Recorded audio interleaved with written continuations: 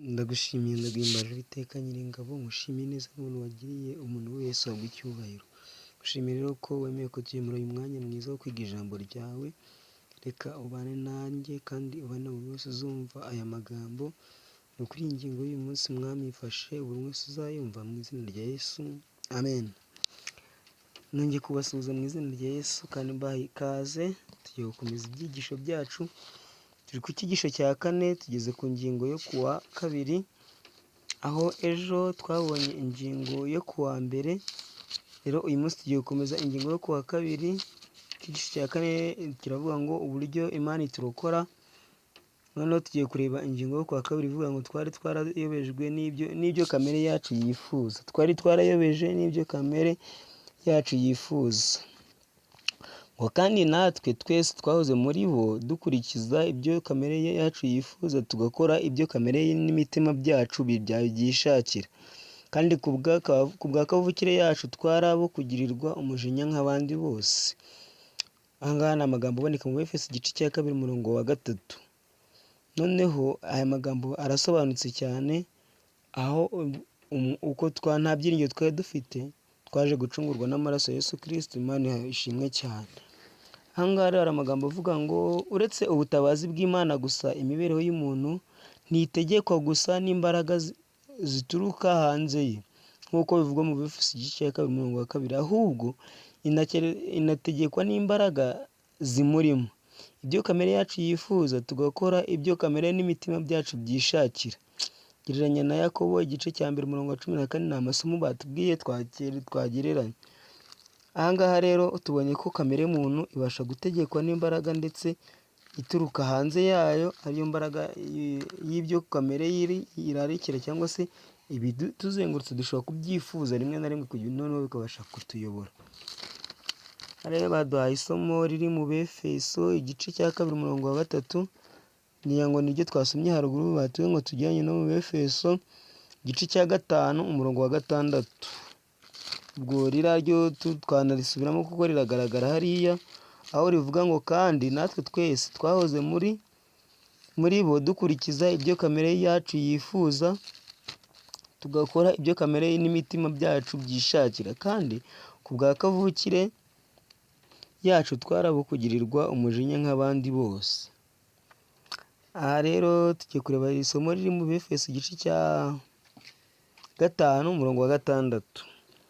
Befeso igice cya 5 umurongo wa 6 haranditswe ngo ntihakagire umuntu ubohesha amagambo y'ubusa, kuko ibyo ari byo bizanira umujinya w'Imana abatayumvira. Ntihakagire umuntu ubohesha amagambo y'ubusa, kuko ibyo ari byo bizanira umujinya w'Imana abatayumvira. Iyo tutumviye Imana ibasha kuturakarira, cyangwa se iyo twumvisha amagambo yose tukayizera tutabanje kubaza icyo Uwiteka avuga, bibasha gutuma tuyoba ndetse tukajya kure. Noneho baradusubiza ngo ni iki Pawulo aba ashatse gusobanura igihe avuga ko abari bamuteze amatwi bigeze kuba abo kugirirwa umujinya nk'abandi bose. Aha ngaha rero icyo Pawulo yababwiraga ni uko mu gihe umuntu wese atumvira Imana, mu gihe atayizeye cyangwa atayemera, atashaka kumva ibyayo, icyo gihe aba ari uwo kugirirwa umujinya nayo ndetse akabasha gutabwa nayo. Ariko Imana kubera urukundo rwayo ntabwo iduta, ahubwo ibasha kudusangisha ineza yayo, ikadukura mu bubata bw'icyaha tukabasha kuyiyoboka. Ukuri kwa none kw'imibereho y'abazimiye guteye agahinda mu buryo buhagije. Nyamara uko izamera mu minsi iheruka kurushijeho gutera ubwoba. Abantu babandi bo kugirirwa umujinya ku bwa kavukire nk'abandi bose bazagerwaho n'amateka y'Imana ku iherezo ry'ibihe. Amagambo ngo ku bwa kavukire twari abo kugirirwa umujinya yerekana nayo ukundi kuri guteye ubwoba. Nubwo tugifite ishusho y'Imana, twasobanukiwe yuko hari ikintu kiri muri twe gikocamye.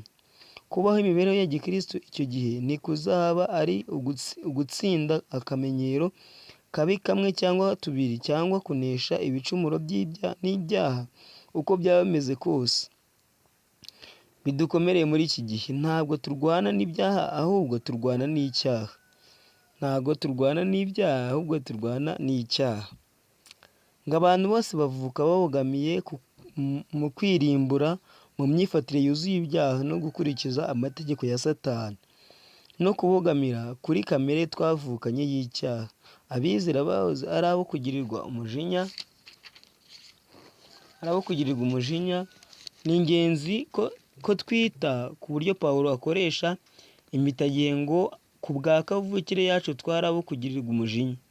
Ibi ntabwo bisobanura ko uguhengamira ku kibi tuvukana kutakiriho ku bizera. Pawulo amara umwanya munini w'umugabane w'urwandiko rwe aburira abantu ko ibikorwa by'ibyaha bishinze imizi muri kamere y'icyaha, bigikomeje kuba ikibazo ku bakristo. Bisobanuye ko nubwo uyu muntu wa kera adakwiriye kuba agitegeka umwizera, ashobora kwiyambura umuntu we wa kera kubw'imbaraga za Kristo, maze akambara umuntu mushya waremewe ibyo gukiranuka no kwera bizanywe n'ukuri nk'uko Imana yabishatse.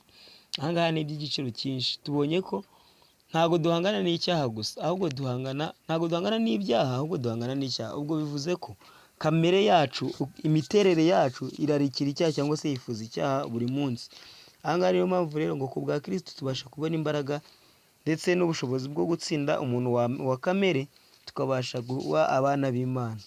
Hano hari ikibazo dusorezaho kibaza ngo ninde utarigeze yiyumvamo uburyo kamere yacu yononekaye, yemwe ndetse na nyuma yo kwiyegurira Yesu? Ni iki ibi bikwiriye kutwigisha ku bijyanye n'ukuntu ari ingenzi kumwikomezaho buri mwanya wose wo mu buzima bwacu? Nyuma yo kubona rero uko umuntu imiterere ye cyangwa se kamere yacu tuvukana irarikira icyaha, buri munsi cyangwa se buri mwanya wose dukwiye kwiyegurira Kristo kugira ngo aduhe imbaraga zitubashisha gutsinda kamere iturimo kugira ngo tubashe kumukiranukira. Rero reka Uwiteka adushoboze kugira ngo tumwiyegamizeho cyangwa se tumwishingikirizeho buri munsi, kugira ngo imibereho yacu ibeho imuhugukiye kandi imwishimiye mu izina rya Yesu. Turagushimiye Nyagasani, nanone tugushimiye ko tubashije kwiga iyi ngingo y'uyu munsi, bishimirwe. Ni ukuri tubonye amagambo menshi meza kandi aduhugura. Tubonye ko Abefeso Pawulo yabararikiye guhugukira Kristo kandi no kumukunda, kugira ngo ni ukuri kamere iba arimo ibashe gutsindwa. Natwe uyu munsi turakwiragije ngo tube hafi, tugirire neza, ngo bana natwe rero uduhe umugisha wawe.